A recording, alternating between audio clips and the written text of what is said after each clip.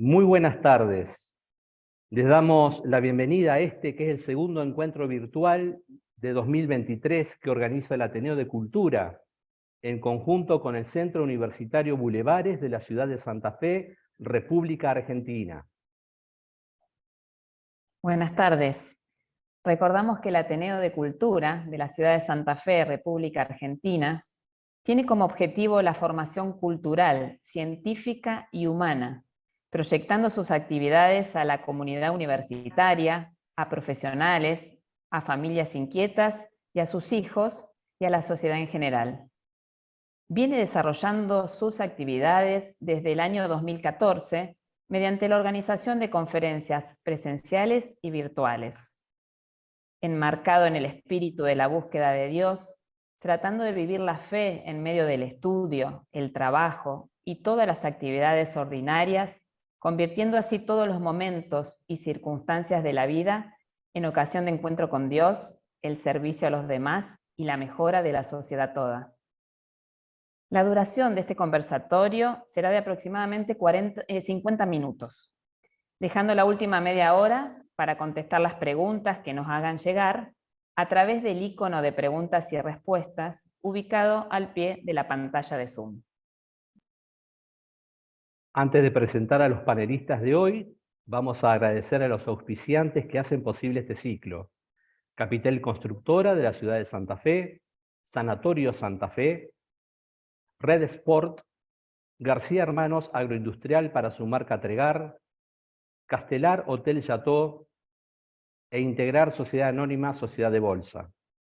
También contamos con las siguientes adhesiones del Colegio de Graduados en Ciencias Económicas de Santa Fe, primera circunscripción, Revista Puerto Negocios y la Asociación Argentina de Ética y Compliance. A todas estas empresas e instituciones, nuestro agradecimiento. Ahora sí, damos comienzo al conversatorio de hoy titulado Integridad, Ética en los Negocios y Compliance. Y para ello tenemos el gusto de presentar a quienes nos acompañan hoy desde Buenos Aires. A la doctora Paola del Bosco, doctora en Filosofía de la Universidad degli Studi La Sapienza de Roma. Fue profesora del IAE Business School desde 2003 a 2022, titular de Deodontología y Ética en Comunicación y Diseño y posgrados en la Universidad Austral. También es miembro de la Academia Nacional de Educación, en este momento en ejercicio de la presidencia. También presentamos al contador Carlos Rosen, quien es profesor de la Universidad de Buenos Aires, de UCEMA, de la Universidad de San Andrés y la Universidad Austral. Director de la Certificación Internacional en Ética y Compliance de la Asociación Argentina de Ética y Compliance y la Universidad SEMA. Socio de BDO en Argentina, a cargo de la división Gobierno Corporativo, Gestión de Riesgos, Compliance e Investigación de Fraudes. Integrante del Hub Internacional de Innovación del BDO. Ambos son autores de libros y numerosos artículos de sus especialidades.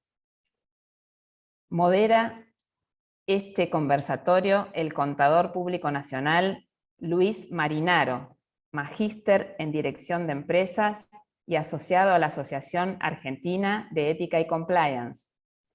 Bienvenidos, doctora Paola del Bosco y doctor Carlos Rosen. Luis, por favor, te invito a iniciar el conversatorio. Muchas gracias, María Florencia. Bienvenidos, doctora Paola del Bosco y doctor Carlos Rosen, y gracias a quienes están sumando a este conversatorio. A modo de introducción, podemos decir que cada vez más frecuentemente escuchamos y leemos noticias del mundo empresarial y de las instituciones gubernamentales, tanto de nuestro país como del exterior, sobre hechos que producen conmoción en la opinión pública. Escándalos financieros, sobornos, fraudes, corrupción, caída y quiebras de empresas que se consideraban de muy buena reputación. Si nos remontamos a unos pocos años atrás, podemos mencionar algunos ejemplos, como los escándalos de Lockheed y Watergate en Estados Unidos en los 70, la crisis de Lehman Brothers en 2008, los casos de fraudes corporativos en Estados Unidos y Europa como Enron, Parmalat, las .com, la operación de Lava Jato con Petrobras y Odebrecht como protagonistas, entre otros, en Brasil 2014, con consecuencias hasta la fecha, la crisis de las hipotecas subprime en Estados Unidos en 2017, con la consecuente caída de bancos importantes y su repercusión en el mundo. El famoso caso del FIFA Gate, que manchó a esta importante institución representativa del deporte. La causa de los cuadernos, la ruta del dinero, corrupción política, de las que escuchamos hablar a diario en nuestro país, y la caída de bancos en Estados Unidos en estas últimas semanas.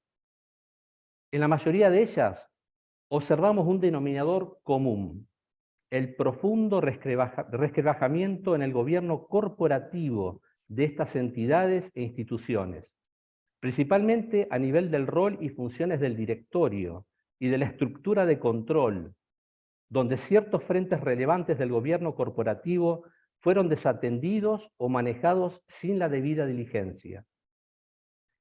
Estas crisis repercuten no solo en la reputación de las empresas públicas y privadas e instituciones involucradas y sus funcionarios, sino también, y más preocupante aún, en personas que quedan desocupadas, afectando su dignidad, la de su entorno familiar y social, y también al resto de las industrias y sectores que por efecto arrastre sufren las consecuentes crisis económicas que desatan los malos y deshonestos manejos que algunos hacen en estos ámbitos.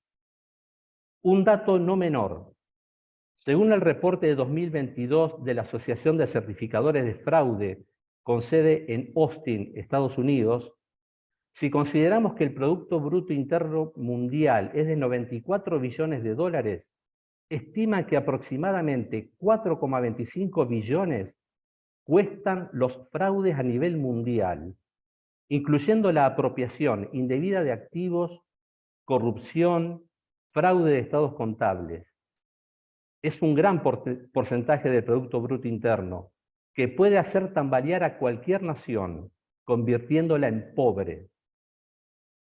Recientemente, el Papa Francisco, en la última vigilia pascual del 8 de abril de 2023, se refirió en su homilía, entre otros temas, al cáncer de la corrupción, y dijo al respecto: otras veces nos hemos sentido impotentes y desalentados ante el poder del mal, ante los conflictos que dañan las relaciones, ante las lógicas del cálculo y de la indiferencia que parecen gobernar la sociedad, ante el cáncer de la corrupción, ante la propagación de la injusticia.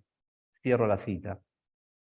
Estos escándalos ponen en evidencia la necesidad de volver a analizar los fundamentos éticos de la actividad empresarial y también de la actividad política. No quedarnos con el simple juicio negativo, sino que es necesario reflexionar sobre las causas del derrumbe. ¿Qué falló para que esas empresas no cumplieran su misión? ¿Qué pasó con los valores fundacionales de cada una de ellas? ¿Dónde fueron a parar las convicciones personales de los directivos con su visión del futuro, de lo que podían haberle aportado al país, a la comunidad en su conjunto? También se puede trasladar estas preguntas al ámbito público, a los representantes del pueblo que los eligió y a quienes ocupan cargos importantes en empresas de dicho sector. Ahora sí, luego de esta introducción al tema y para darle lugar a nuestros invitados de hoy, en primer lugar a la doctora Paola del Bosco. En este conversatorio buscaremos destacar la importancia de la educación en la ética e integridad, en la formación de dirigentes empresariales y gubernamentales, y el papel que el compliance juega en la prevención, la detección y urgente regularización de los desvíos que pueden producirse en esos ámbitos. ¿Qué nos puede decir al respecto, doctora del Bosco, acerca de la importancia de la educación en la ética en la formación de los dirigentes? Desmutéese, doctora.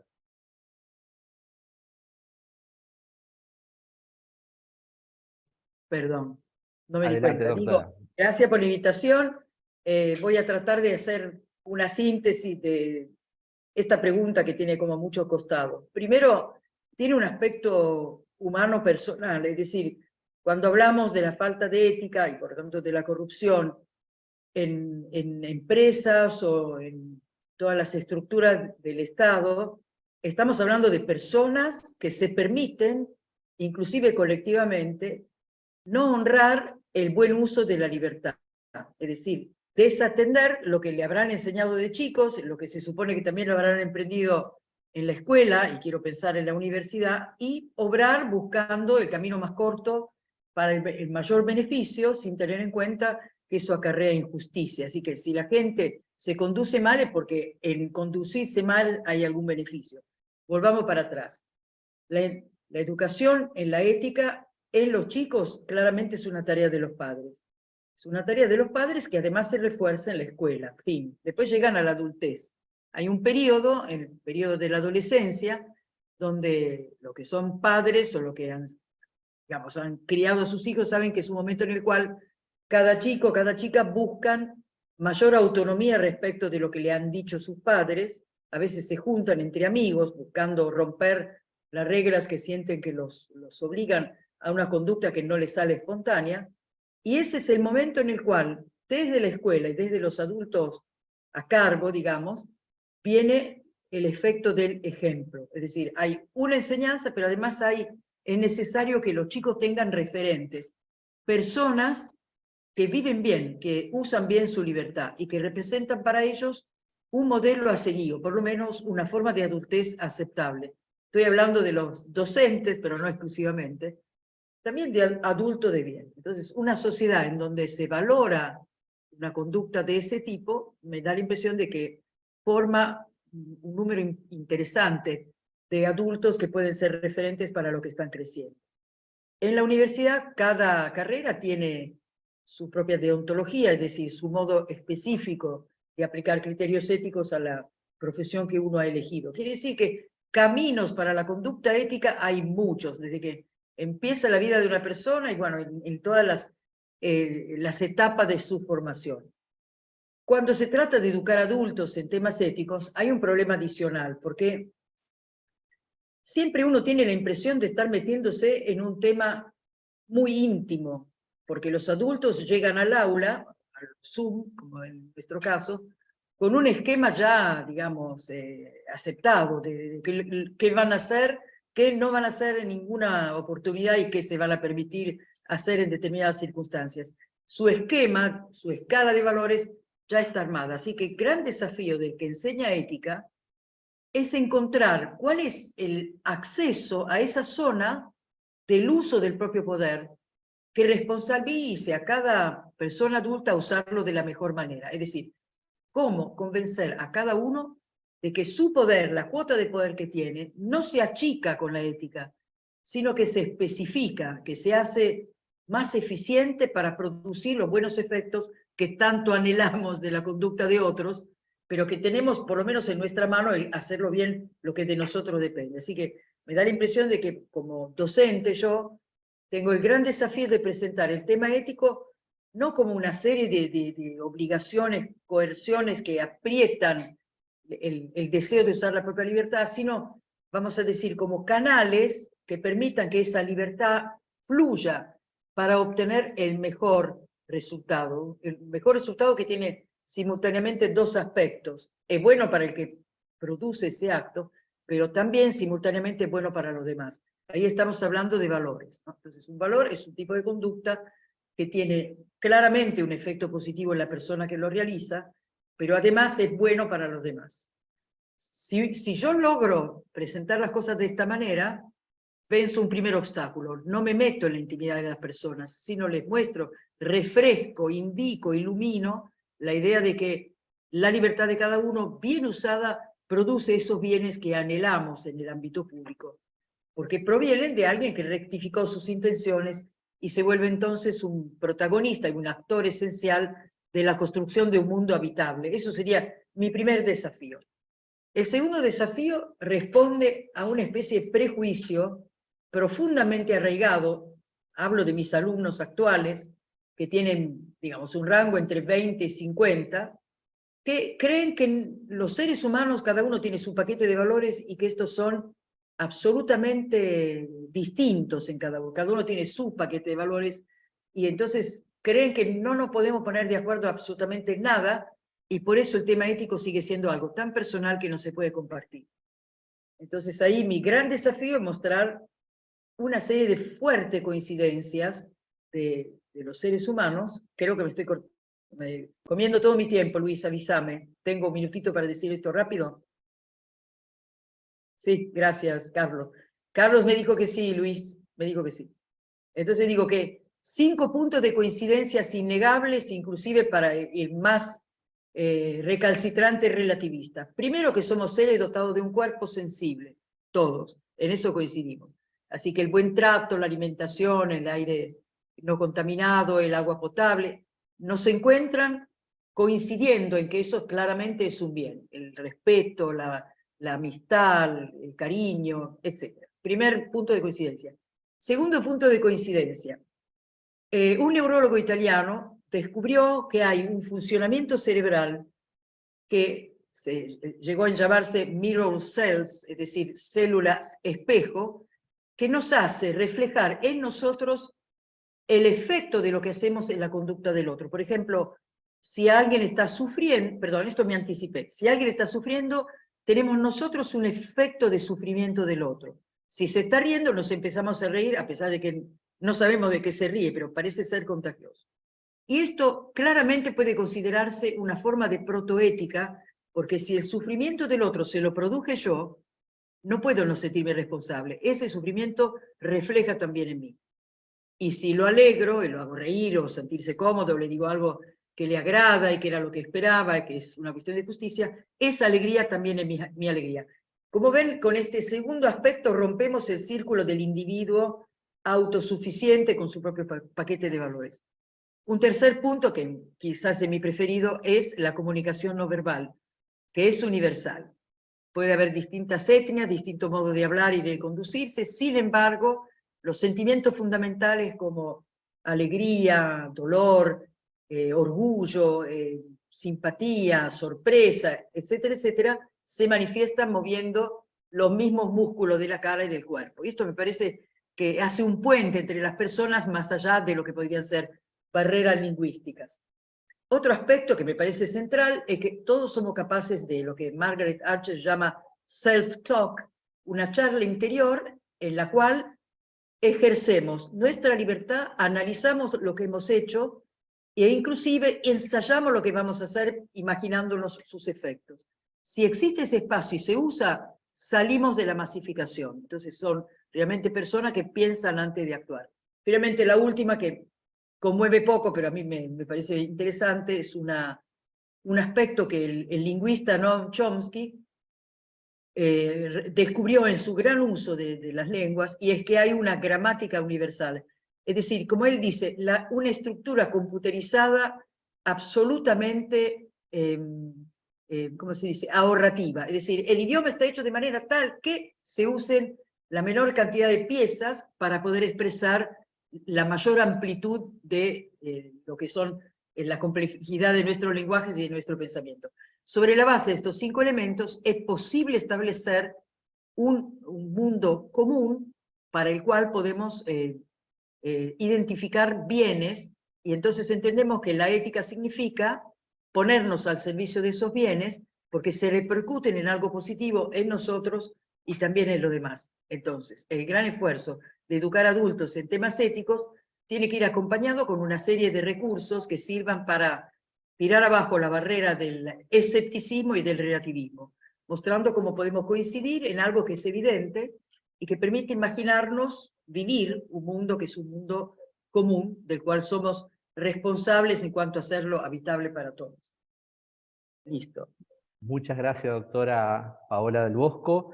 Se había frizado la imagen un segundito, por eso intenté interrumpir hoy hace un ratito, así que disculpen. Yo no perdón, pero no me di cuenta. Se había No, frisado no, no, no.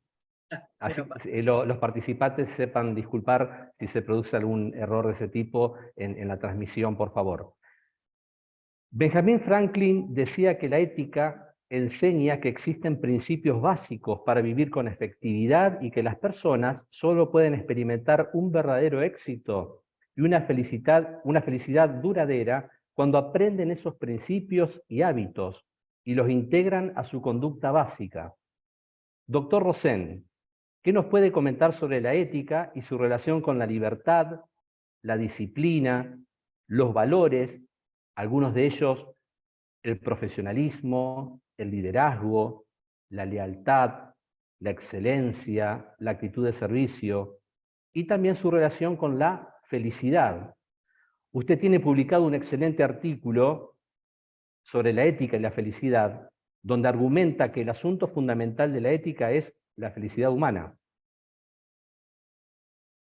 Bueno, muchas gracias primero por la invitación al Ateneo, al doctor Luis Marinaro.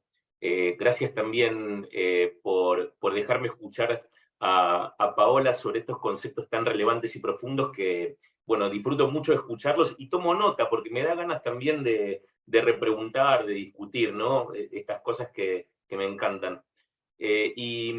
Bueno, tomé nota también que mencionaste recién a Franklin, que no por casualidad creo yo que está en el billete de máxima denominación de color verde, porque Franklin, entre otras cosas, además de haber inventado el pararrayos, supo decir en un momento que dícese de aquellas personas que tienen tanto apego por el dinero que estarían dispuestas a hacer cualquier cosa por el dinero.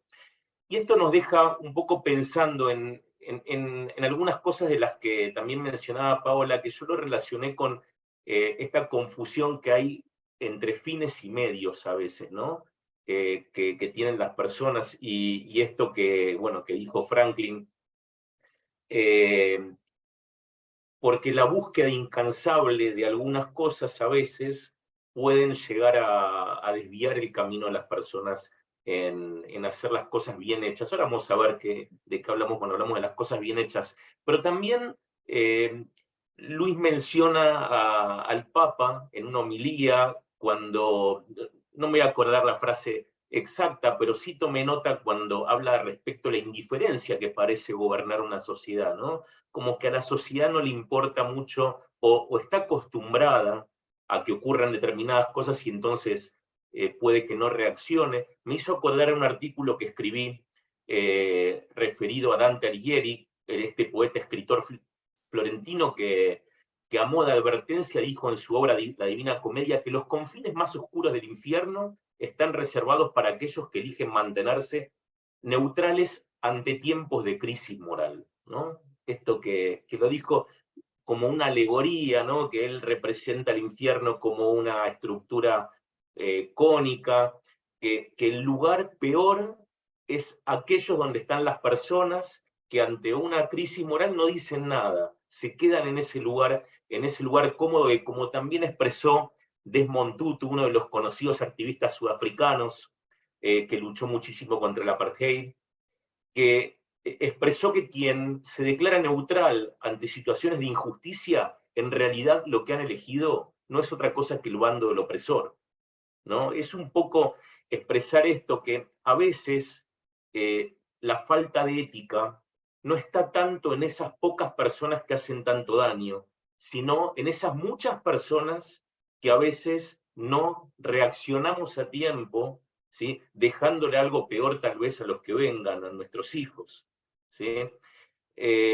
Y esto me trae un poco a responder esto de la relación que hay entre la ética y la felicidad. Yo tuve el placer de leer bastante de filosofía, de escuchar a algunos filósofos, bueno, en este caso a la doctora Paola también, ¿no?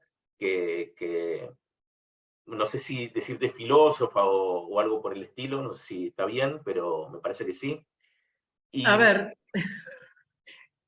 es una broma, pero decimos que filósofos somos solamente post-mortem. Mientras tanto, somos gente que estudia filosofía. Algo así sí bueno, te sirve. Capaz bueno, que, por lo menos yo prefiero eso, pero probá con tus amigos. muy experta en filosofía, entonces voy a decir, y entonces a mí se me ocurrió también indagar sobre un aspecto específico que es la relación entre la ética y la felicidad. Y no es casualidad, es que cuando uno hace las cosas bien, se siente bien. Y en ese sentir se me ocurrió indagar un poco más y escribí bastante, ¿sí? Uno de estos artículos seguramente sea el que mencionó el doctor Marinaro, pero nosotros podemos decir que la ética es la reflexión profunda sobre la calidad de cómo nos comportamos, ¿no? Y también el análisis de cómo se comportan los demás. Hay infinitas definiciones. El sentido de la vida humana, dice mucha gente que entiende de filosofía, no puede reducirse solamente a vivir, a la supervivencia y a nada más, y continuar viviendo. Cuando el individuo piensa realmente sobre sí mismo, se da cuenta que convivir no tiene algo suficiente. Entonces lo que quiere es vivir de determinada manera.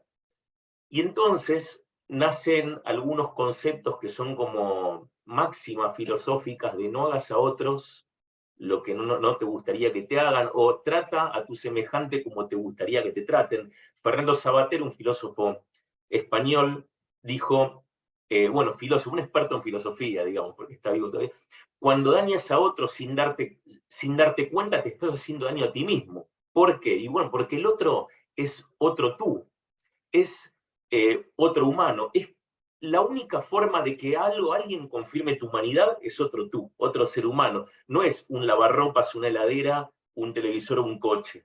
Entonces, esto de dañar al otro y dañarse a sí mismo también es una forma de empezar a comprender la relación entre la ética y la felicidad, ¿no? Lo mal que nos hace cuando hacemos algo malo, estamos dañando a alguien, y la mayoría de personas no se dan cuenta de esto que están haciendo, ¿sí? Como humanos tenemos algo muy especial, ¿no? Que es la capacidad de racionalizar, que a mí me gusta expresarlo cuando hablamos técnicamente de compliance como el primer indicio de la gestión de riesgo, ¿no? La capacidad de ver más allá de lo que nos muestran nuestros ojos y de darnos cuenta que nuestros actos tienen consecuencias. Entonces, si decimos capaces de, no quiere decir que siempre lo hagamos. Somos capaces, pero a veces no ocurre esa racionalización con anterioridad al acto. ¿Por qué?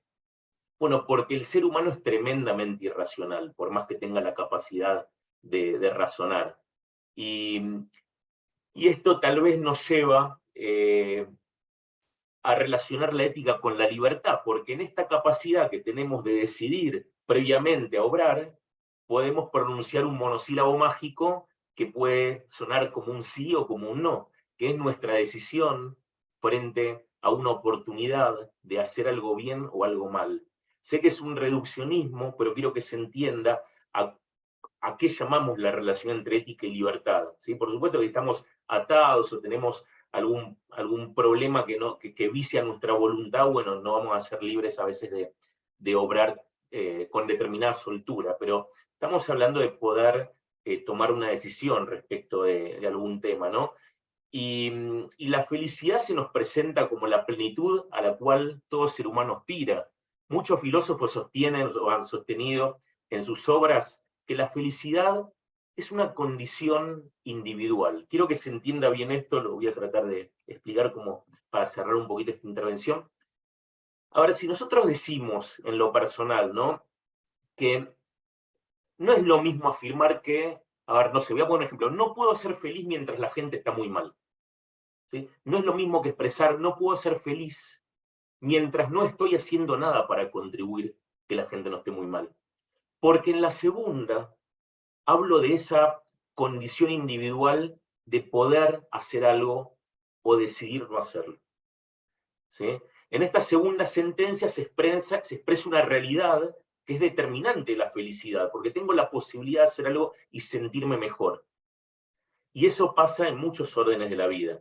Para que un individuo pueda concentrarse en ejercer su libertad ética en la forma, o sea, más virtuosa, debe disponer de determinados bienes exteriores, ¿sí? Y no quiero contradecirme con esto que las cosas no generan, no me humanizan, pero debe disponer de cosas mínimas e indispensables, es decir, no estar en la miseria. Y es también función de cualquier economía, en cualquier sociedad, tratar de ayudar a que la gente no esté en la miseria, porque es la condición indispensable para poder aspirar a esa felicidad.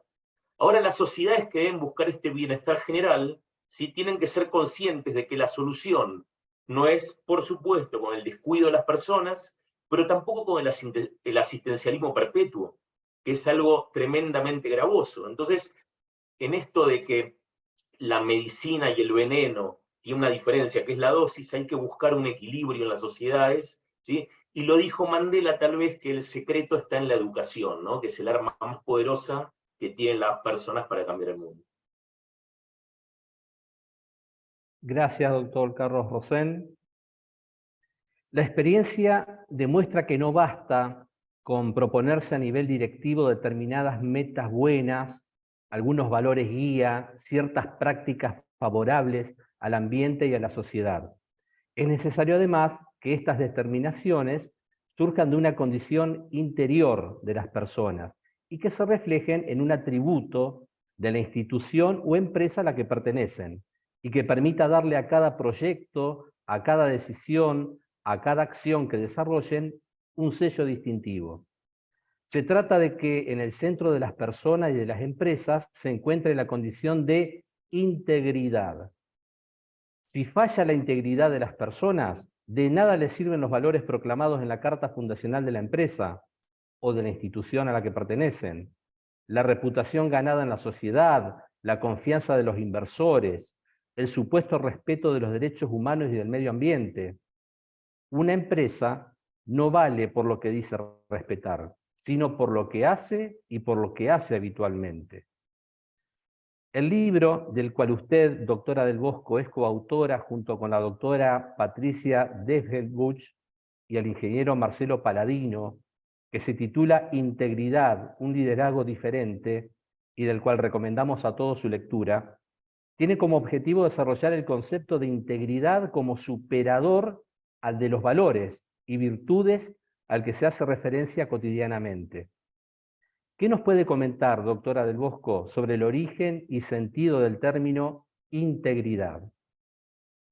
Por supuesto, me siento como en territorio familiar, porque ese libro fue precedido por un montón de reflexiones, por papers, por clases, y fuimos además entrevistando a muchísimos empresarios y empresarias y gente que se mueve en la esfera pública. Ahí está, esa es la segunda edición, porque nos interesaba saber concretamente cómo se podía vivir la integridad. Por supuesto, buscamos específicamente a personas que manifestaran en su conducta y en su trayectoria esa condición que significa afirmar determinados valores como propios y vivirlos aún bajo presión, inclusive en situaciones en donde capaz que uno buscaría un camino más corto. Argentina es un país que con esas idas y venidas puede ser que ponga mucha gente de empresa en una situación en donde le parezca que si no hace algo que no es exactamente ético, puede llegar a destruirse. Nosotros buscamos exactamente lo contrario, es decir, cómo empresas y personas dentro de las empresas vivieron situaciones difíciles, el país las ofrece frecuentemente, sin embargo, manteniéndose firme en esos valores compartidos, además, habían logrado sortear la dificultad, o bien alguna vez cerrar y volver a abrir, pero, digamos, con la fortaleza de quien no traiciona sus principios y no traiciona a las personas que han confiado en esa capacidad. La palabra integridad significa eso, íntegro significa no tocado, no contaminado. En el diccionario latino, además dice racional. La última, la acepción de integridad es racional, que siempre me llamó la atención, pero después pensé, claro, si uno no tiene elementos espurios que tiene que ocultar, su razonamiento procede, porque el que te va a engañar te hace un razonamiento falso, que en algún punto no sigue la lógica. Así que la integridad también es un respaldo en cuanto al discurso. Puedo decir claramente las cosas. A mí me parece interesantísimo. Hay algunos ejemplos que ilustraron esta idea. Por ejemplo, recuerdo un caso concreto de una persona que además conocía personalmente yo, lo entrevisté pero lo conocía de antes, que en un momento determinado se queda fuera de su empresa. Y entonces, bueno, cuando lo llaman unos proveedores italianos de unos interruptores especiales para fábricas, él les dice, no, ya no estoy trabajando. ¿Cómo no está trabajando? Un hombre lleno de energías. Y entonces, bueno, lo animan a armar él una pequeña empresa, mucho más chica de la que había quedado afuera porque había sido vendida, y entonces arma una cosa muy ágil que respondía inmediatamente al pedido de las empresas que necesitaban estas intervenciones, y en un momento determinado cae una de las famosas devaluaciones argentinas, con lo cual la gente que le debía plata le debe un tercio de esa plata, que no le sirve para seguir. Entonces viaja rápidamente a Italia, lo reciben, digamos, no de mala manera, pero de una manera muy formal en la empresa donde él compraba los productos. Y él dijo, vengo a pedirle simplemente que me den tiempo para armarme, porque la cosa está yendo muy bien, pero pasó todo eso. Y el administrador le dijo, no, no, no, esto no lo hacemos. Hasta que finalmente viene alguien que lo conocía de antes, lo abraza y le dice al administrador, todo lo que le pida el amigo argentino, estamos dispuestos a hacerlo. Y después él descubrió que lo que había producido esa cosa de tanta amabilidad es que muchos años antes le había vencido una patente a los italianos, simplemente por un descuido legal. Y él, en cambio, honró ¿cómo se dice?, derecho de autor que tenían sobre el producto, porque podía habérselo copiado sin que pudieran intervenir ilegalmente. Porque él pensaba que más allá de lo legal existía un pacto ético. Bueno, eso le significó una confianza tan extraordinaria que volvió a presentarse, en este caso, en su beneficio. Uno no es ético para que después la gente sea ética con él, ¿no? Pero quiere decir, una conducta íntegra se ve, se nota.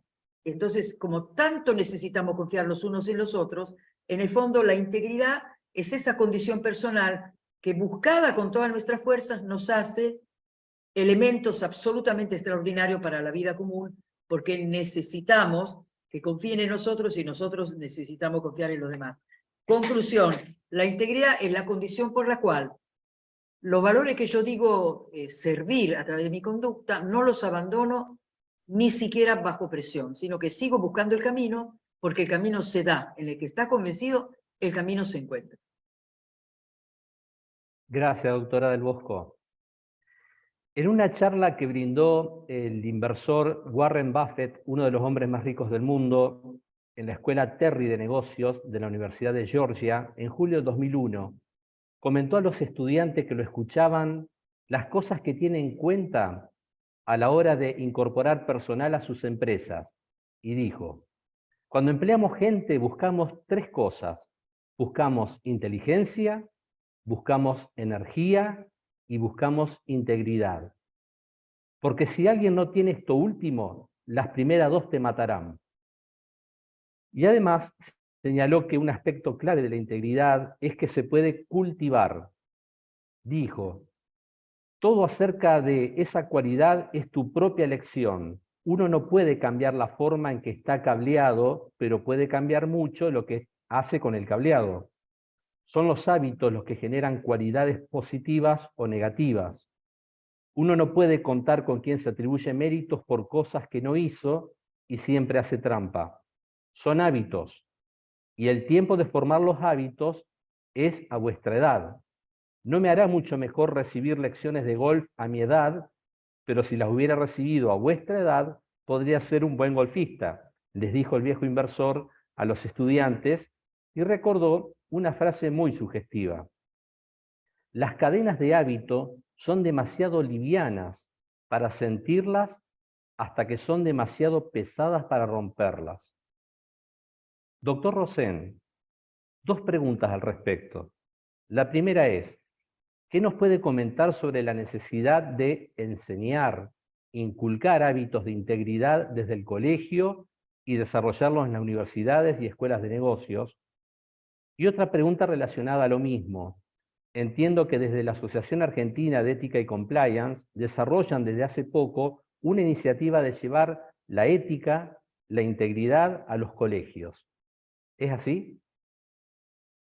Bueno, súper interesante las citas que acaba de leer doctor Luis Marinaro.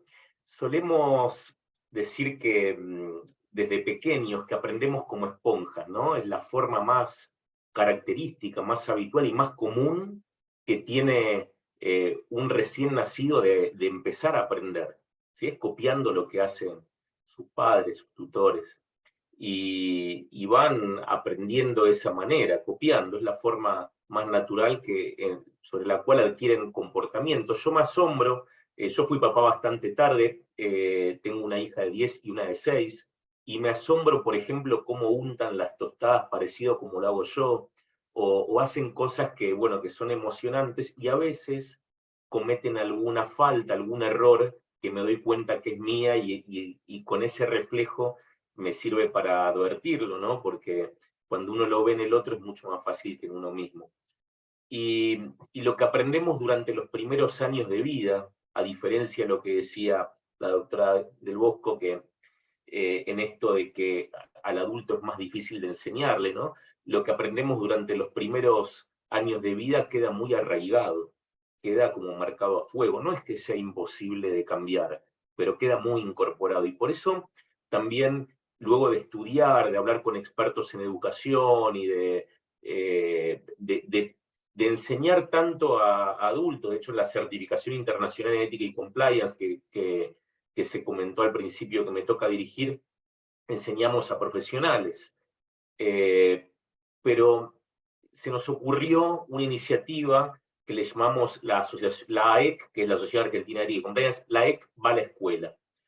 Y esta iniciativa le pusimos un nombre de fantasía llamada Supervalores, y que la misma consiste en jugar durante 1 hora con niños de 5º y 6º grado aproximadamente.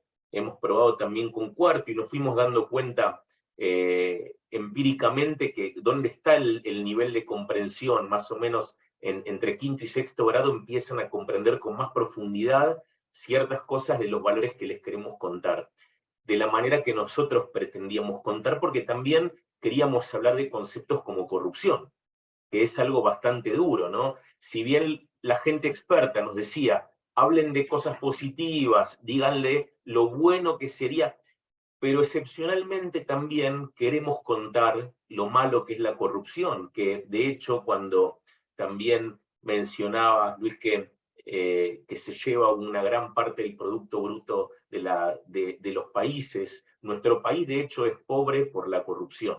¿Sí? Después podemos dar un montón de otros detalles y podemos hablar de inflación, podemos hablar de inseguridad y otras cosas muy relevantes que todas están determinadas por el nivel de corrupción. Y perdemos en aproximación entre un 4 y un 5% de nuestro Producto Bruto, lo cual nos convierte directamente en una nación pobre, cosa que no bajamos los brazos y seguramente vamos a intentar cambiar.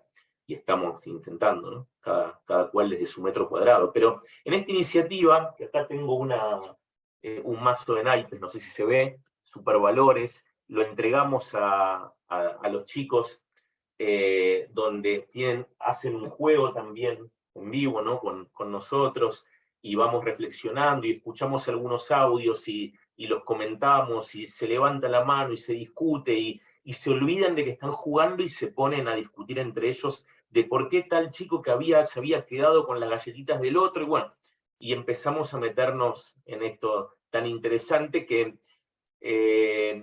bueno, básicamente el resultado que obtenemos es que no solamente estos chicos, sus profesores, sus maestras, sus maestros, y además sus familias, que también reciben ese día a los chicos en su casa con un folleto en su cuaderno de comunicaciones o en la mano, según sea el caso, que tienen algunos juegos y también un compromiso de meterse en un link y explicar qué van a hacer respecto de esto que hemos dicho como un compromiso, ¿no? Entonces se vuelcan todos esos compromisos y se hacen más cosas y esta iniciativa continúa y se siguen con los colegios. Bueno, les cuento hasta acá de eso, ¿no? De la asociación Va a la Escuela, que logró un alto impacto. Y otro detalle que se me ocurre mencionar, a mí me gusta mucho el aprendizaje significativo, ¿no? Ese aprendizaje que tiene el poder de quedar por mucho tiempo en la memoria de las personas, grandes y chicos. Y es muy lamentable cuando una persona que enseña con mucho esfuerzo dice cosas que después son olvidadas automáticamente, tal vez al otro día, o tal vez que no ha sabido captar la atención. Y es que hay algo que yo llamo la inteligencia lúdica, que es ese aprendizaje memorable, que permanece mucho en la memoria por haber estado jugando.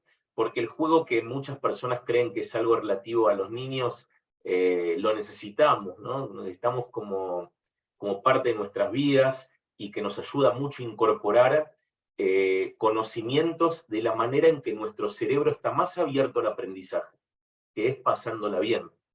Y esto es un poco lo que explica por qué un niño aprende inglés de una manera que a un adulto le costaría mucho, ¿no? Que no lo puede hacer ni tan rápido ni tan bien, porque lo aprenden naturalmente, divirtiéndose. Y generar un poco también lo que tratamos de hacer en estas reuniones con los chicos es generar pensamiento crítico, ¿no? Que puedan elegir sus propias acciones, ponerse en lugar de otras personas, de otros chicos, integrar a los otros chicos como parte de nosotros mismos, esto que hablamos, ¿no? Que decía Sabater, y desarrollar una conciencia clara del daño que producen ciertos disvalores, y en particular del daño que produce la corrupción en nuestro país, en la sociedad, en el mundo. Eso es un poco lo que tratamos de hacer con Supervalores. Perfecto, doctor Rosén. Gracias. Doctora del Bosco, el tema de integridad ha despertado también el interés de los académicos, de la dirección de empresas. Su íntima relación con el liderazgo hace que sea de vital importancia para todos aquellos que dirigen a otras personas.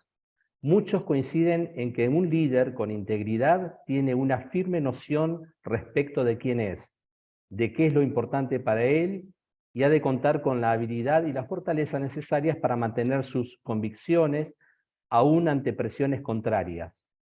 Antes de pasar al tema de compliance, que vamos a ver con el doctor Rosén a continuación, ¿qué nos puede agregar al respecto, doctora del Bosco?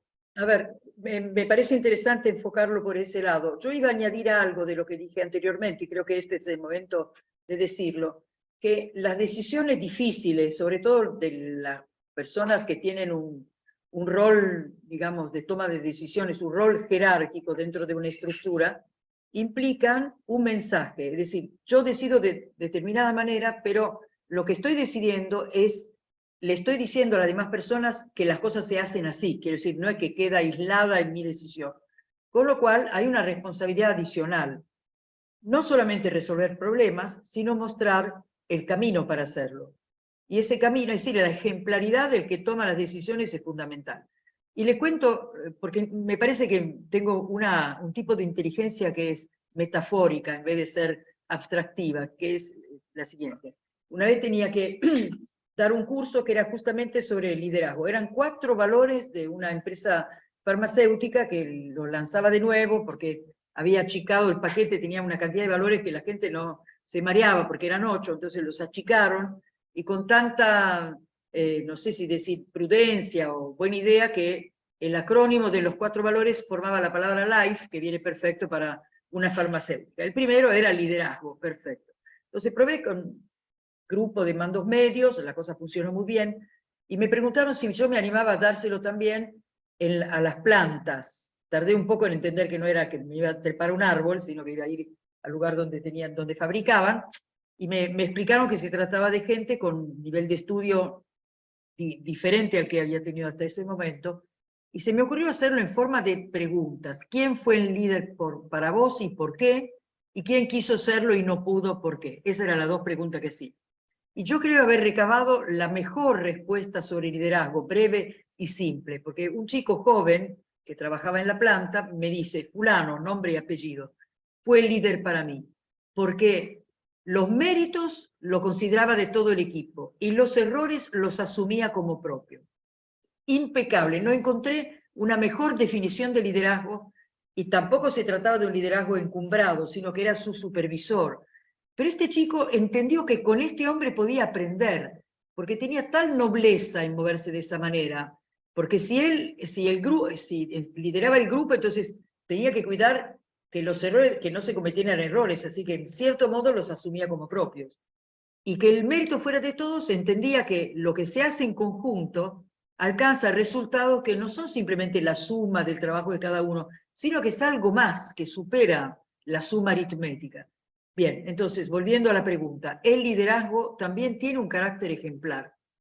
Y otra cosa que me añado, cuando uno tiene que tomar una decisión, la decisión colegiada suele exponerse menos a la corrupción. Esto lo sabemos por una cuestión práctica. Alguien que expuso cómo tomaba las decisiones, finalmente se dio cuenta que algunas no eran tan limpias como creía haberlas tomado, y se dio cuenta que lo hacía porque tenía como una unidad de negocio y quería que tuviera más negocios que la unidad de los otros. Entonces, esa empresa volvió a la forma colegiada de toma de decisiones porque la mirada de otro me ayuda a hacer las cosas bien. Es decir, si estoy solo, nadie me ve, puede ser que quiera buscar un cortacamino para ganar más plata en menos tiempo. Pero si voy con otro, el otro es como un respaldo para lo que yo he decidido. Porque como personas somos frágiles, tenemos convicciones, pero somos frágiles. Acompañado por otros que tienen esos mismos criterios, entonces disminuye la posibilidad de caer en una forma de corrupción. La forma de corrupción busca siempre algo oculto, no es algo que se manifieste. Entonces el liderazgo, que implica esta forma de guiar a otros hacia algo que es bueno para ellos también, implica también una transparencia. Y la transparencia se consigue con la integridad. Entonces ahí tenemos, me da la impresión, una enseñanza muy clara, que las cosas se hacen bien, se tienen que hacer bien. Frente a las dificultades se busca el apoyo para seguir haciéndola bien. Muchas gracias, doctora del Bosco. Perdón, me olvidé decir una sola cosa. Como antes Carlos habló de las cadenas, de los hábitos, en griego la palabra virtud, en latín se dice virtud, que tiene que ver con fuerza y con virilidad. Bueno, de ahí viene la raíz. Es una raíz antigua, significa fuerza. Pero los griegos, para mí, tienen una raíz mejor para esto, que es, la palabra virtud se dice arete, que tiene la misma raíz que aristos, que significa el mejor. Quiere decir que actuar por virtudes, que son los hábitos buenos, es usar de la mejor manera nuestra libertad, no de una manera más o menos buena, sino de la mejor manera. Y esto me parece que dice bastante, ¿no? Potencia a quien soy. No se trata de una serie de prohibiciones, sino como de unas autopistas que me llevan a buenos resultados, porque evito, en fin, todo lo que podría ser obstáculos y vueltas en U. Entonces, la virtud es esta autopista por la que uso mejor mi libertad. Muchas gracias, doctora. En nuestro país estamos escuchando hablar cada vez más frecuentemente en los últimos años de un término, de un instituto nuevo, compliance, que puede ser traducido como cumplimiento.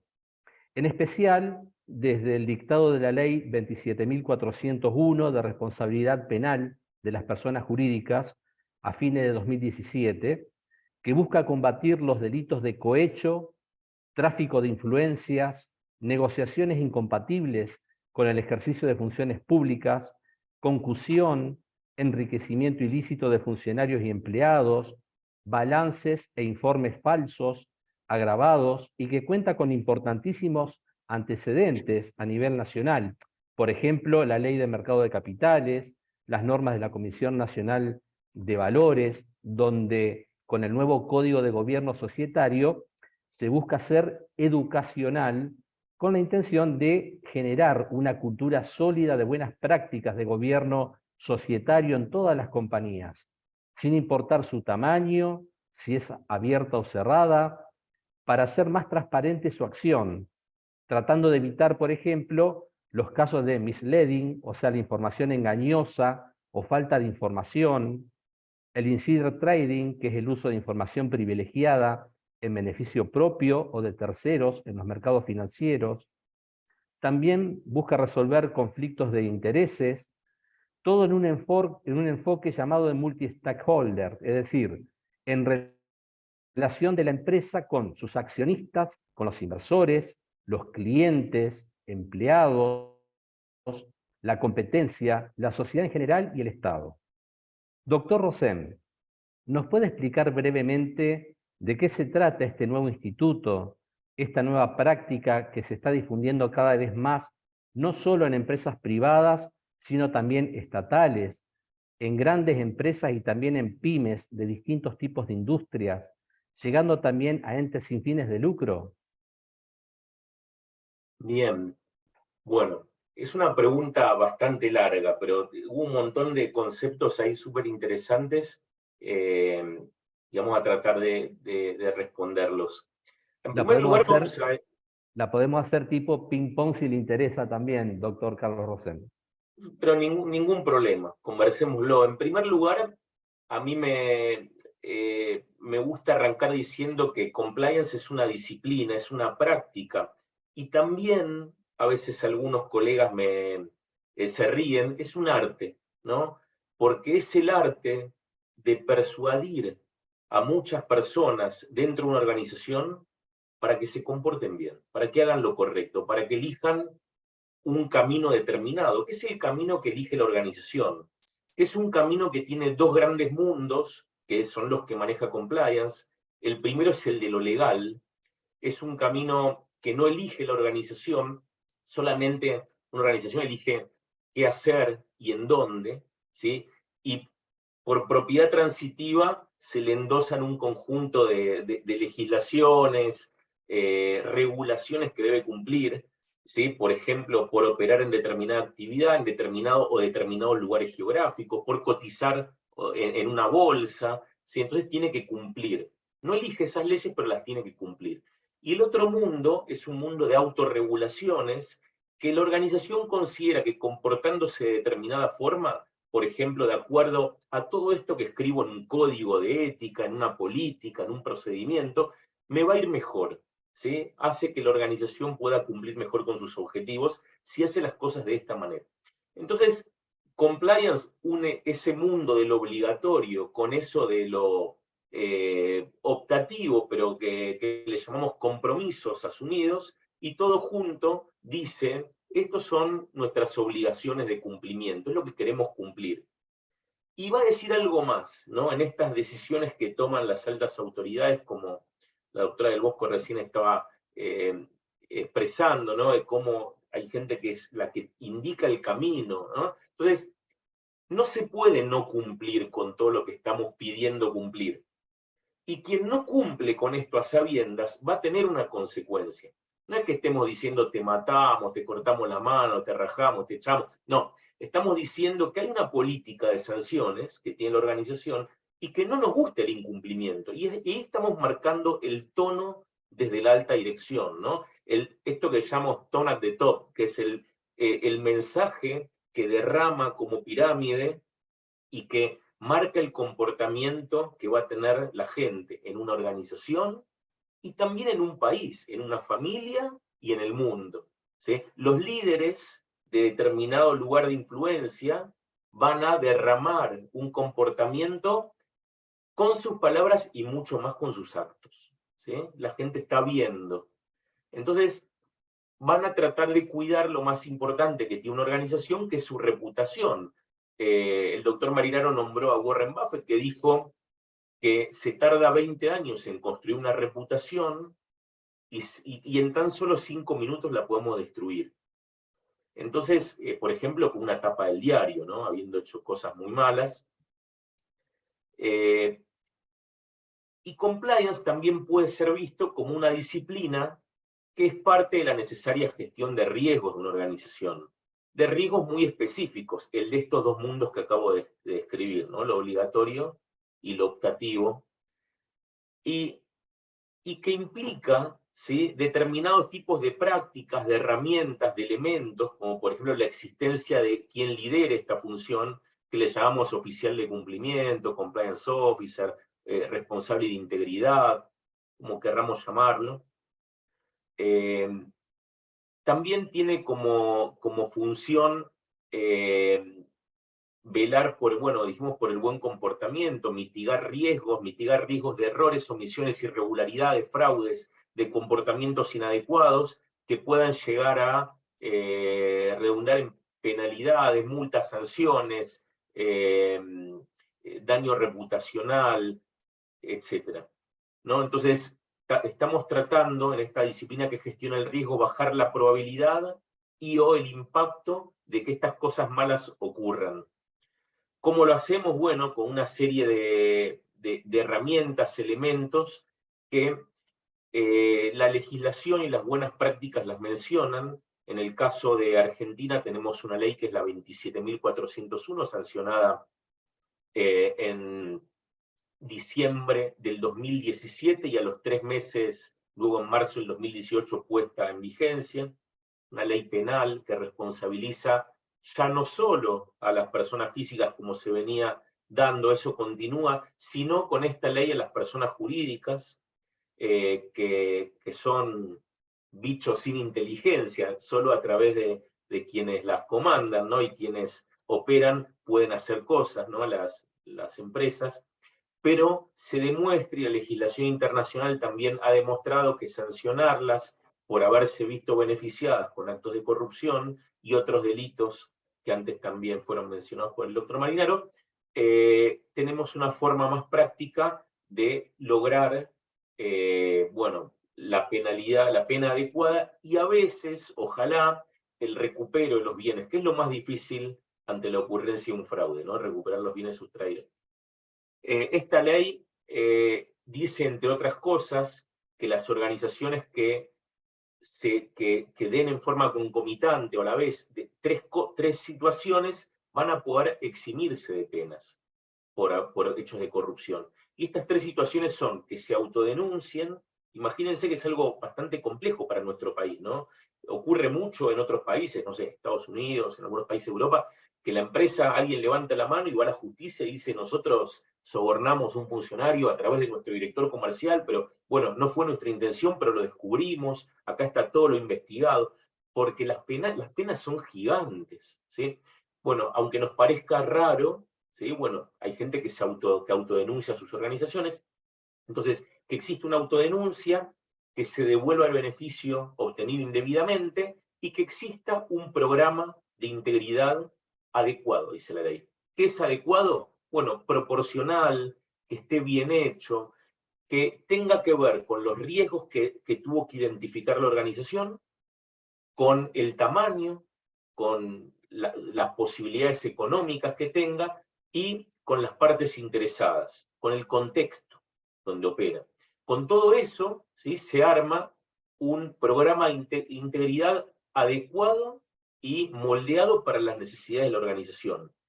En contraposición están esos programas de integridad que les llamamos de maquillaje o para la foto, que, bueno, que quien entiende el tema se da cuenta rápido, ¿no? Hay una pregunta que hizo un fiscal en los Estados Unidos en una investigación, que fue, ¿cuál es el presupuesto del programa de integridad?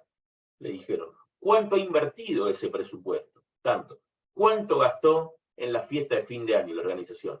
Tanto. Bueno, marche preso, ¿no? Gastaste más en la fiesta de fin de año que en no tener este tipo de problemas. Y bueno, ya hay hasta jurisprudencia con eso.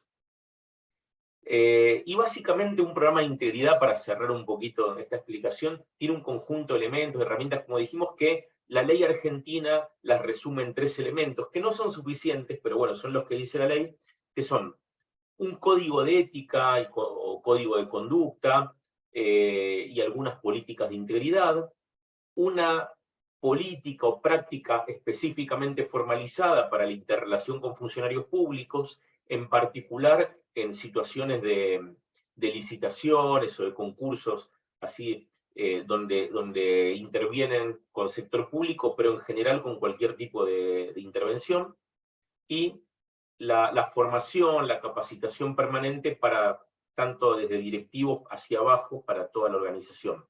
Ahora, eso no basta, hay otros elementos muy importantes, como un canal de denuncias, como las debidas diligencias que se hacen a terceras partes, socios de negocios, ante la compra de una empresa, monitoreo continuo, investigación de fraudes, etc., ¿no? Son elementos necesarios y que todos juntos en un programa de integridad robusto pueden servir como escudo, pueden salvar a una organización de estas penas que especifica nuestra ley anticorrupción y cualquiera, que son todas parecidas a nivel internacional.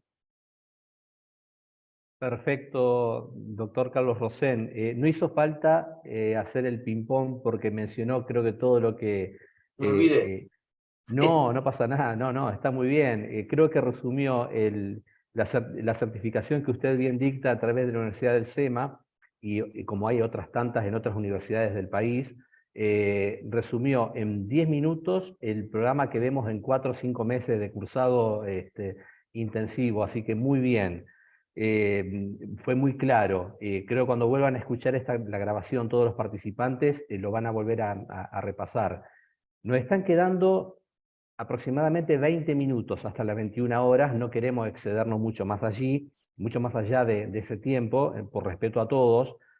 También es destacar que la labor del compliance no se circunscribe solamente a apoyar al directorio de una empresa en las labores de gobernanza corporativa, en tareas de monitoreo, remediación, en prevenir y detectar casos de fraude y corrupción, y en elaborar planes de integridad y los códigos de ética y conducta, sino que también apoya a los empresarios y funcionarios en tareas de investigaciones, debida diligencia a terceras partes, que usted mencionó, en resolver problemas, dilemas éticos que se pueden presentar en las funciones, ¿no? En el ejercicio de sus funciones.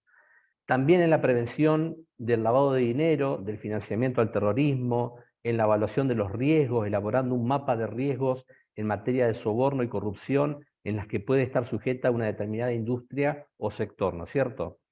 En comercio internacional, en defensa de la competencia, colaborando y cooperando con la auditoría interna en las empresas, también en compliance tributario, los contadores vemos mucho esto también, compliance ambiental, en políticas de diversidad e inclusión, bueno, en muchas cosas más, ciberseguridad, datos personales, privacidad, etcétera, etcétera. O sea, en todos esos ámbitos se aplica compliance, en todos los ámbitos donde se mueve la empresa, vive la empresa, navega la empresa, se aplica compliance. Y no solamente en la empresa, se tendría que aplicar también en el sector público.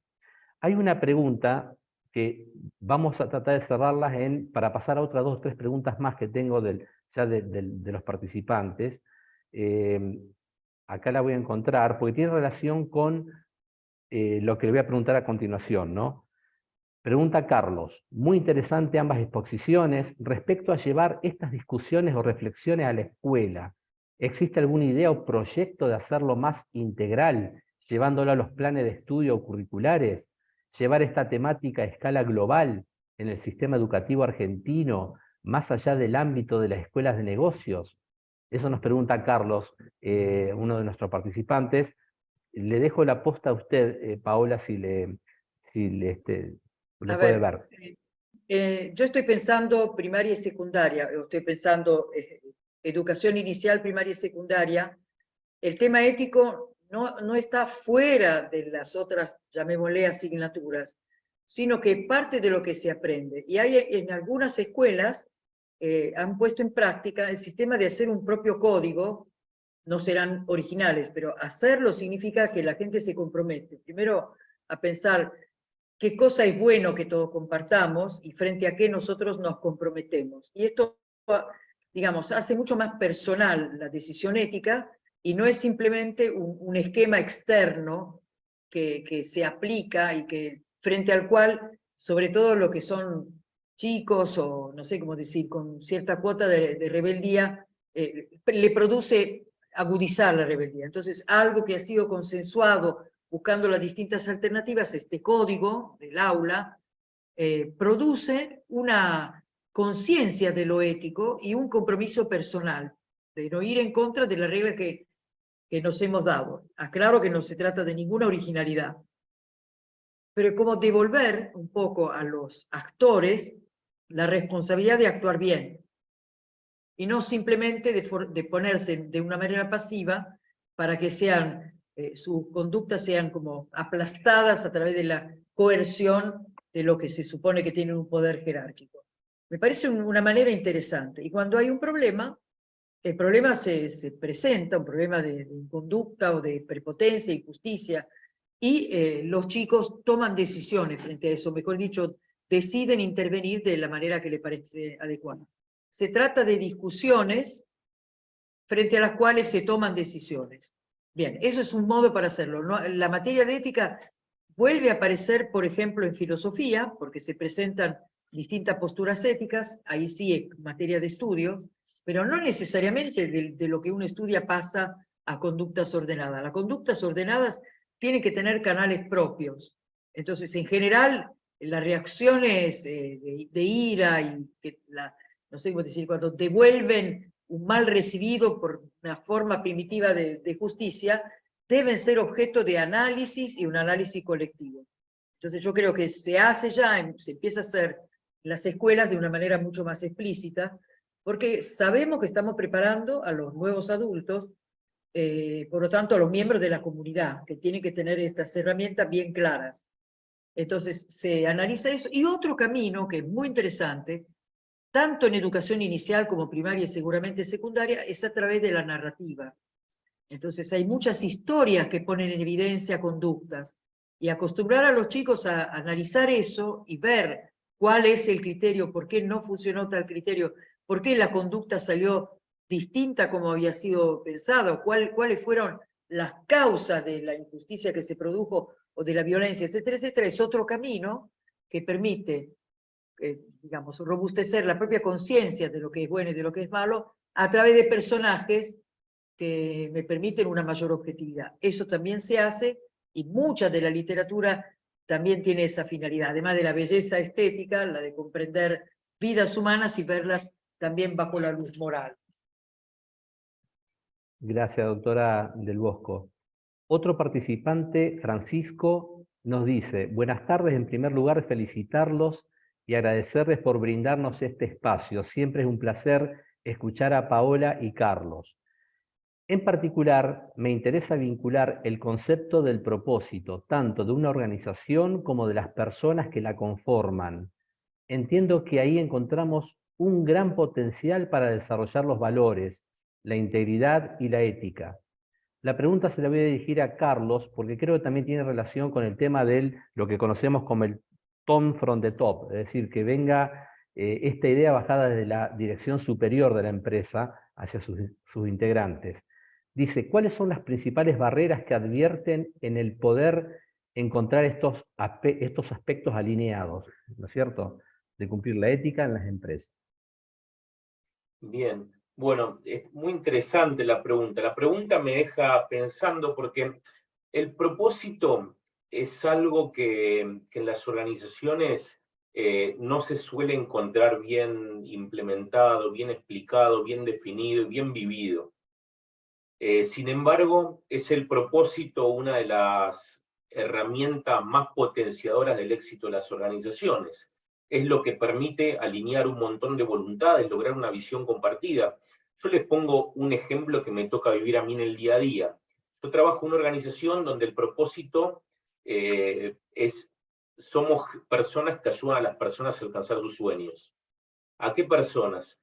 A nuestra gente, a nuestros clientes, a todas las personas donde tocamos. Yo sé que suena como un poco romántico, un poco raro, pero lo podemos explicar, lo podemos demostrar, y la gente lo vive. Entonces, cuando está, no sé, cuando se tiene que quedar un día porque no llegó, pero quiere ver a su cliente feliz mañana, está pensando en su propósito, porque del otro lado hay alguien que está necesitando algo y está relacionado con su sueño, ¿no?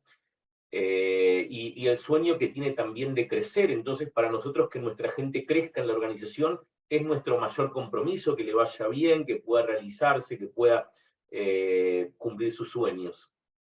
Si nosotros podemos ligar este propósito a los valores, ¿sí?, esos valores que no están solamente pegados en una pared o escritos en un código, sino que realmente podemos vivirlos, podemos incorporarlos en nuestros comportamientos, podemos... A ver, cuando uno aprende a manejar está mirando el espejito, está mirando la luz, está mirando... Pero cuando uno realmente aprendió, se olvida de ese aprendizaje, lo está viviendo, está manejando y mira para donde tiene que mirar y está pensando en otra cosa, ¿sí? Eso mismo pasa con los valores. Cuando uno los incorpora realmente como parte de la disciplina, no la disciplina como sentido de educación militar o coercitiva, sino como acto repetido en el tiempo, que uno trata de tomar buenas decisiones sobre la base de lo que realmente importa en la organización. Ojalá en la convergencia de los valores personales con los organizacionales, que no siempre coinciden, pero como dijo la doctora Del Bosco, coinciden muchas más veces de las que uno cree y uno puede buscar esa convergencia y conversarla también, ¿no? Entonces, en esa existencia de un propósito, en ponerlo en manifiesto, en vivirlo, en vincularlo con los valores y en dejar esos valores bien presentes, es decir, ponerlos en valor en las conversaciones, en las peleas, en las discusiones, en los reconocimientos a la gente, ¿sí? Reconocer por haber actuado correctamente, creo que está la clave en esta alineación del buen comportamiento, de ese orgullo que siente una persona que trabaja en un lugar que quiere llevar a sus hijos a que conozcan dónde trabaja el padre o la madre, ¿no? Porque les encanta trabajar ahí. Y lo digo con el conocimiento de que al 70% de personas en el mundo no les gusta el lugar donde trabajan. Nos quedan poquitos minutos, hasta las 21, nos quedan 10 minutos. Vamos a tratar de aprovecharlos al máximo. Les agradezco realmente, nos están llegando muy buenos comentarios, les agradecemos a los participantes. Sí, Paola, levantaste la mano. Mientras hablaba Carlos, Sí. que decía que la elección de los propios valores crea hábitos, no estoy repitiendo exactamente su palabra, pero sí me gusta añadir esto, que la doctrina clásica de la ética se dice que las virtudes son hábitos que se adquieren por repetición de acciones buenas, bien orientadas, y después se transforman en una nueva espontaneidad. Eso quería decir. Es decir, que cuando se vuelven nosotros, no es algo forzado, no, son nuestro modo de hacer las cosas. Así que se transforman en una nueva espontaneidad. Hacer las cosas bien, sin violencia, hablar con los demás sin agresiones, por ejemplo. El hecho de que haya siempre respeto en el modo de hablar se transforma en una una nueva espontaneidad más alineada con lo que queremos obtener de la vida, es decir, bien aceitando el camino este que queremos hacia los mejores resultados. Eso es lo que quería añadir. Me llamo silencio. No, por favor. Realmente es un gusto escucharlos a los dos, pasaríamos horas haciéndolo. Una cosita que nos interesa comentar, doctor Carlos Rosén.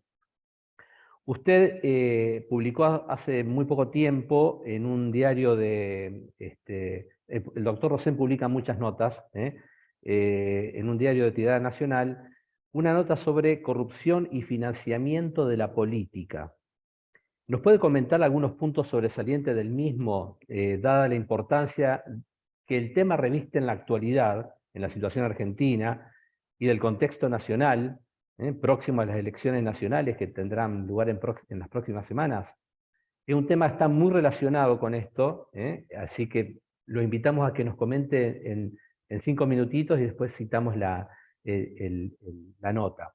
Y a Karina le digo que la persona que mencioné fue Warren Buffett, que está consultando quién era el que ha dicho esos comentarios que leímos hoy. Warren Buffett. Adelante, doctor Carlos Rosén. Bien, hace algunos días leí declaraciones de la defensa de uno de los empresarios de la causa de los cuadernos, tal vez el hecho más corrupto, ¿no?, de los cuales tengamos registros en nuestro país, por la magnitud, por la cantidad de dinero involucrado, que fue un mecanismo interconectado con otras causas conexas que también se pueden ver en la tele. Cualquier semejanza con Netflix de O Mecanismo, esta serie que recomiendo que la vean, de hechos que ocurrieron en Brasil con empresas de la construcción ligadas al gobierno y todo, muy interesante, ¿no? Pero bueno, en esta causa, la defensa la defensa de un empresario de la construcción, decía claramente que no se trató de dinero que este empresario llevaba en valijas, empresario confeso, ¿no?, que llevaba valijas con dinero. No se trató de soborno, se trató de contribuciones para la campaña electoral del oficialismo entre el 2003 y el 2015. ¿Por qué dijo esto? Y bueno, porque evidentemente desde el punto de vista jurídico tiene una pena menor. Ahora, desde el punto de vista ético, la corrupción en el financiamiento de la política es gravísimo. Pero cuando digo gravísimo es la forma más grave de lo grave, ¿no? Porque tiene muchas consecuencias el financiamiento de la política en forma espuria, en forma ilegal, relacionado con la corrupción, que es, como dije antes y vuelvo a repetir, la mayor causa de todos los males de nuestro país. Que tenemos muchos males, pero la corrupción siempre podemos lograr también enraizarla con un montón de cosas que nos ocurren. Y la corrupción se comete de diferentes formas, entre otras, el financiamiento de la política, que es una de las tres formas más graves de corrupción, el financiamiento corrupto de la política, porque básicamente, primero pone en situación de peligro la democracia, porque se logra influir en los resultados de las elecciones mediante financiación de campañas políticas, ¿sí? Con voz de, cuando no se está cuidando la voz de los ciudadanos que tienen menos recursos, que son los que menos pueden influir, ¿no? Entonces, es como que se suprime su voz de alguna forma. Por otro lado, existen menores recursos para la población, producto de que de un montón de cajas se saca dinero para el financiamiento de la política. Son recursos que inexorablemente no llegan a donde tienen que llegar en el momento oportuno, y que vemos que faltan.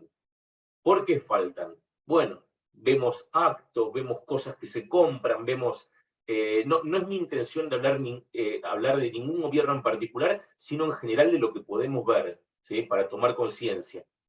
También fomenta la desigualdad, porque los políticos están financiados, bueno, como dijimos, por personas con mayor recurso, ¿sí? Y por otro lado, hay un problema de transparencia, porque el gran incumplimiento que existe de las normas vinculadas al financiamiento de la política hacen que no sepamos con claridad quién está poniendo el dinero de qué político. Entonces, si nosotros no sabemos quién está apoyando, cuando las leyes dicen que tiene que haber apertura de esos registros, ser transparentes, realmente a veces no sabemos a quién estamos votando, ¿sí? ¿Por qué? Porque la política tiene que devolver favores de quien lo financió, ¿sí? Eso es algo que todos sabemos y que tendríamos que entender cómo se financian. Por otro lado, y algo no menor, la política es necesaria para la transformación. Aunque hay muchas voces de la antipolítica, sabemos que la política es la única forma democrática de transformar las sociedades. Entonces, la buena política, ¿no? Entonces, este tipo de financiamiento espurio erosiona la reputación de la política, porque la gente percibe que los políticos están más preocupados por servir a sus financistas y devolver favores que por solucionar los problemas de la gente. Así que pienso que el financiamiento de la política en forma incorrecta, en forma ilegal, es un hecho gravísimo y debiéramos tener plena conciencia de que eso está ocurriendo. Gracias, doctor Carlos Rosén. Otro participante, Emilio, justamente nos tiró una pregunta sobre esto, ¿no? ¿Cómo vemos el problema de la droga en cuanto al origen de los capitales para lavar dinero en actividades industriales o comerciales y su impacto en los negocios y la política? Es exactamente lo mismo, lamentablemente. Bien. Doctora del Bosco, ya para ir finalizando, ahí está, ahí levanta la mano. Yo levanté la mano para añadir solo esto.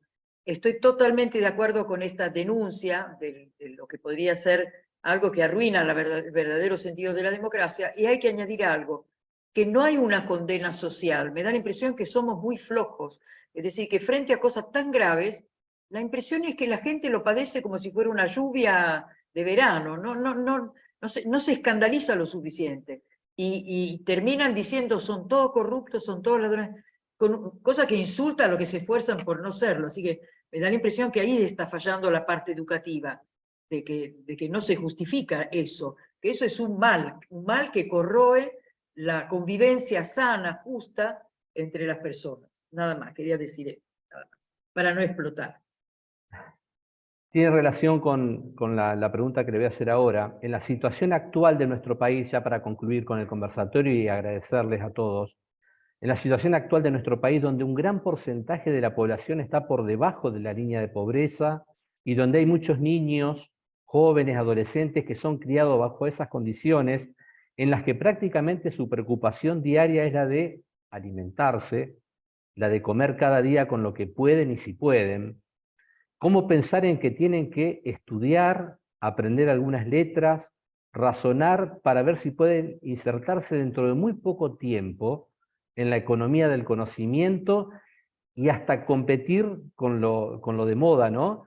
Con la inteligencia artificial, porque en pocos años más pueden llegar a ser dirigentes de empresas, dirigentes gubernamentales, y por otro lado enseñar ya ética, integridad en los colegios o en otras instituciones, a quienes inmediatamente están asumiendo responsabilidades de conducción en estos años, ¿no?